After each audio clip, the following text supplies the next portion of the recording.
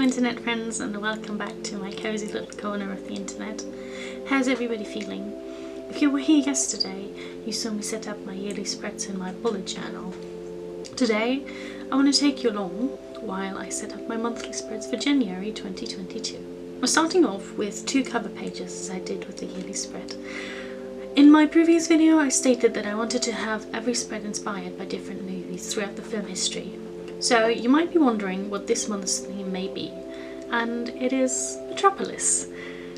The cover pages and colour scheme were inspired by a French poster for the 1927 film by Fritz Lang, and to stick with the theme I chose a quote by the director. Each picture has some sort of rhythm, which only the director can give it. He has to be like the captain of a ship.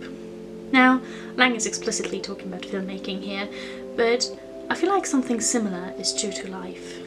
Only you can give your life purpose and, well, a rhythm, if you're willing to take the wheel and stir a little.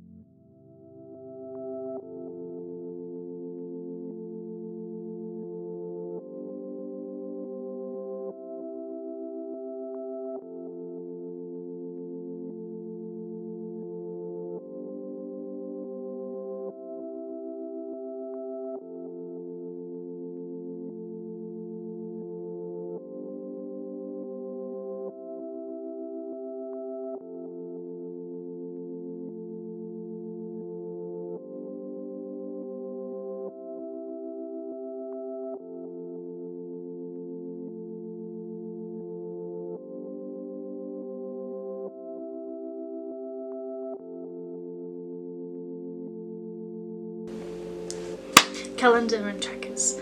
I'm moving on to my monthly calendar spread, which should be fairly self-explanatory.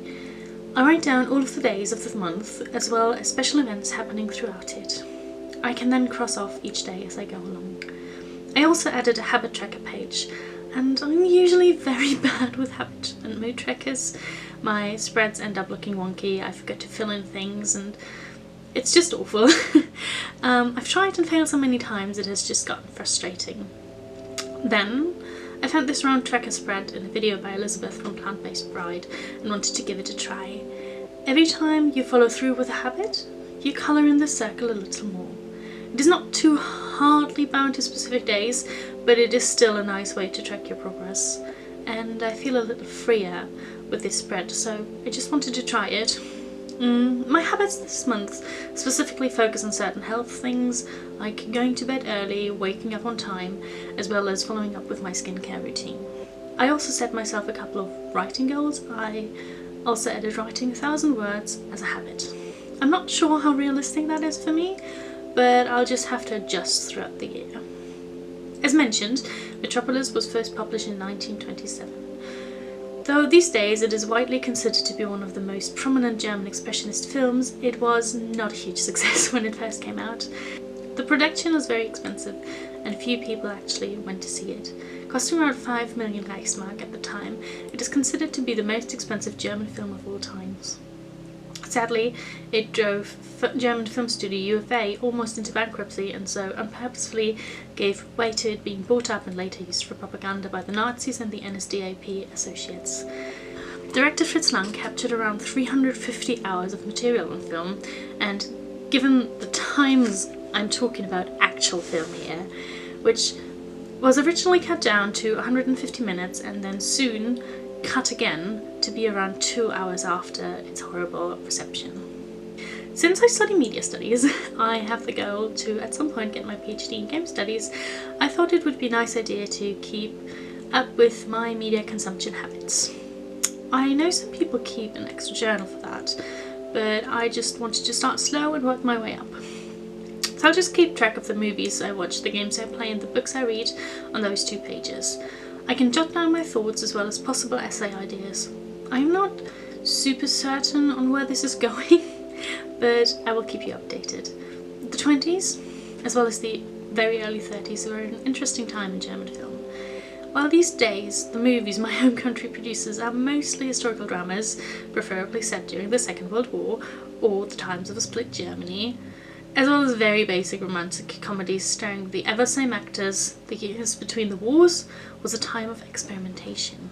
Two main cinematic groups emerged during the Weimar Republic: the Neue Sachlichkeit, translated to New Objectivity, as well as the German Expressionism or Deutscher Expressionismus. Though I need to confess I'm not a big fan or specialist on the first one, I quite enjoy films from the latter. In my yearly setup video, you know I gave myself a couple of rules to follow when it comes to money. To keep track of my expenses, I set up the next double page. I record everything I spend, as well as on what and when on the left side, and keep track of my income, salary, gifts, etc. on the right side. The New Objectivity movement mainly focused on a clear and well as objective as possible depiction of life. Aesthetically, it took a lot from documentary films, while still producing narrative film. Berlin and the fast-paced life in the capital, as well as the idea of a new woman, working, self-assured, etc., dominated its narratives. Expressionism, on the other hand, as the name may suggest, was more abstract and more fantastical. It took a lot of motifs from German dark romantic literature, surrealism, and focused heavily on mental illness and emotional distress. Like Metropolis, a lot of expressionist films were highly stylized in narrative, acting, props, and sets. A couple of other expressionist movies I very much enjoy and can only recommend are The Cabinet of Dr. Caligari, or Das Kabinett des Dr. Caligari, Nosferatu, Dr. Mabuse, and M, Eine Stadt und ein Mörder, which the latter was also directed by Fritz Lang. You may check them out at your leisure. Since I'm both studying and working, it is important to me to keep proper track of my classes and work engagements, so my monthly spreads usually also include a schedule. I thought of including this in my yearly spread, as to not always having to repeat the same thing, yet my schedule changes often and at least every semester, so it needs to be more of a flexible spread, and I decided to move it to monthly. If any of you have a good solution to this problem, I'd like to hear it. Please leave your opinion in the comments below, because I really do not have a proper solution to this. Metropolis, though usually counted as an expressionist film, holds somewhat of a special position. While, yes, there is a strong focus on stylization, just look at the very artistically designed sets, and it dives deeply into the dark psyche of its protagonists, some aspects of New Objectivity may also be found. Though not explicitly set in Berlin, the film highly critiques life in the city, as well as the ever-ongoing industrialization and split between the poor and the working class, as well as the rich and powerful. A critique that still holds to this day. The split between the ideas of modern day as well as more traditional views of femininity is also very present within the film. Important spreads in my bujo for every month are my weeklies. I usually reserve 2 pages for daily sections. Since I usually part the page into 4 sections of the same size, I end up with 1 section too many. I use that for notes, or as an extension should I run out of space for a day. I usually use the dailies to mark deadline events, as well as state specific engagements and recurring ones. To keep track of things I want to get done during the week, yet to not have a specific deadline for it, I use my rolling weekly on the next pages. I write down the specific tasks of each day, and then I can mark off on which day I started, continued, and finished it. To get a clearer overview of the rolling weekly method, you can check out the plant-based bride video that I left in the description down below.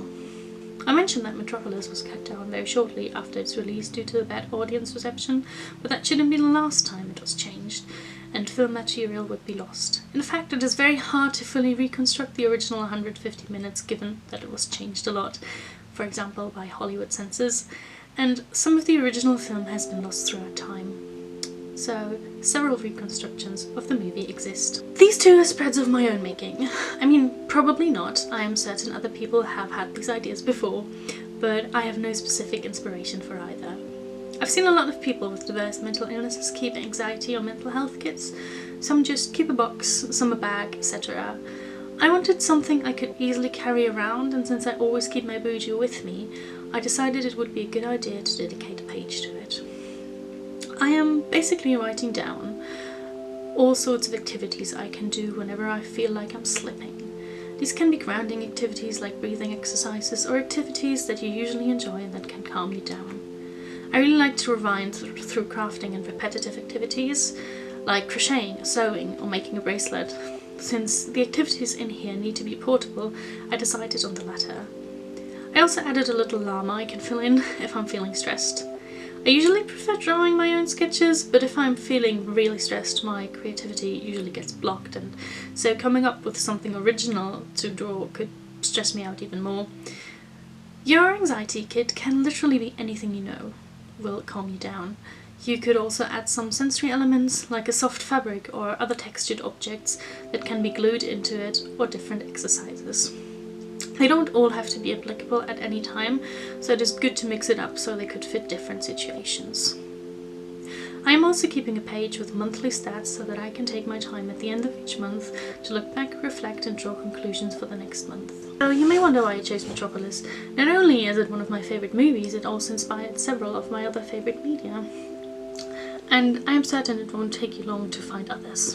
In fact, I would encourage you to check out the film, or at least a couple of stills, and think about what it reminds you of. Feel free to comment down below. My favourite reference is probably the City of Rapture in Bioshock, which not only copies the aesthetics of Metropolis, the city in the film, fairly well, but also picks up on a couple of plot points and social criticisms that can be found in the film. Expressionism as a whole inspired, and still inspires, film noir and different horror films and games today.